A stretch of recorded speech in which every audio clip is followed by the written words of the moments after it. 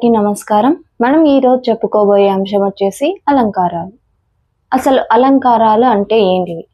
ఏమున్నాయి మేడం, మనం రోజు రెడీ అయ్యేది అలంకారం. కరెక్టే, మనం రోజు రెడీ అయ్యేది అలంకారం. ఎందుకు? మనకు అందాన్ని ఇస్తుంది ఆ అలంకారం అనేది. అలాగే తెలుగు సాహిత్యానికి కూడా అందాన్ని చేకూర్చాలి కదా. అలాగే తెలుగు సాహిత్యానికి అందాన్ని చేకూర్చే అలంకారాలు కూడా ఉన్నాయి. అవి ఏమి? అందాన్ని, అర్థాన్ని ఇవ్వడంతో పాటు మనసుకు హత్తుకునేలా చేస్తాయన్నమాట. అవే అలంకారాలు. ఈ అలంకారాలు ప్రధానంగా రెండు రకాలే. అవి శబ్దాలంకారాలు, ఇంకొకటి అర్థాలంకారాలు. ఈ రెండు కలిసి ఉన్న అలంకారాలు ఏవంటే ఉభయ అలంకారాలు. సరే మేడం, ఈ శబ్దాలంకారాలు, అర్థాలంకారాలు అని పేరు ఎందుకు వచ్చిందంటారు అంటే, శబ్దాలంకారాలు పేరులోనే ఉంది. అంటే ఇక్కడ శబ్దం అనేది ప్రధానంగా ఉంటుంది. శబ్దం అనేది అందాన్ని ఇస్తుంది ఆ అలంకారానికి, అందుకే వాటిని శబ్దాలంకారాలు అంటాం. ఇంకా అర్థాలంకారాలకు వచ్చేసినట్లయితే అర్థం అనేది అందాన్ని చేకూరుస్తుంది కాబట్టి వాటిని అర్థాలంకారాలు అంటాం.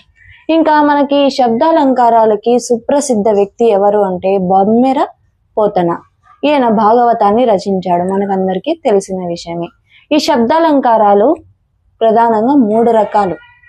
ఏవేవంటే అనుప్రాసలు, యమకము, ముక్త పదగ్రస్తము. ఈ అనుప్రాసలు తిరిగి 4 రకాలు. ఏవంటే వృత్యానుప్రాసం, చేకానుప్రాసం, లాటానుప్రాసం, అంత్యానుప్రాసం. ఇవన్నీ మాకు తెలుసు మేడం, మీ వివరం చెప్పండి అంటారా?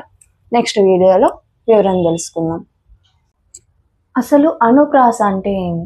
అనుప్రాస అలంకారాలు ఎలా గుర్తించాలంటే, అనుప్రాస అంటే ఏం లేదండి, ఒక అక్షరం కానీ లేదా అక్షరాల సముదాయం అంటే పదాలు, ఇవి అక్షరం కానీ అక్షరాల సముదాయం కానీ ఒకటి కంటే ఎక్కువ సార్లు పునరావృతం అయితే అంటే రిపీట్ అయితే దానిని మనము ఏమంటామంటే అనుప్రాస అలంకారము అంటాం. వృత్యానుప్రాస అలంకారము అంటే ఏమి? వృత్యాను అంటే ఇందులో ఒక హల్ అనేది పలుమార్లు రిపీట్ అవుతూ ఉంటుంది. అంటే ఒకటి కంటే ఎక్కువ సార్లు పునరావృతం అవుతూ వస్తుంది కాబట్టి దీనిని వృత్యానుప్రాస అలంకారము అంటాం. ఉదాహరణకి మనకి ఇవన్నీ తెలిసిన ఎగ్జాంపుల్సే. జర్రి మర్రి తొర్రలో బిర్ర బిగిసి పరుండెను. ఇక్కడ మనకి రా గుణింతం అనేది ఎక్కువ సార్లు రిపీట్ అయింది. కాకీక కాకికి కాక కేకిక, ఇక్కడ కా అనే గుణింతము ఎక్కువ సార్లు రిపీట్ అయింది. ఇవన్నీ మనకు తెలిసినటివే. మనకు తెలియనివి కూడా ఉన్నాయి.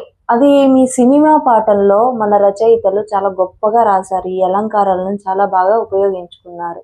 పాతకాలంలో అయితే ఈ పాట వినే ఉంటారు.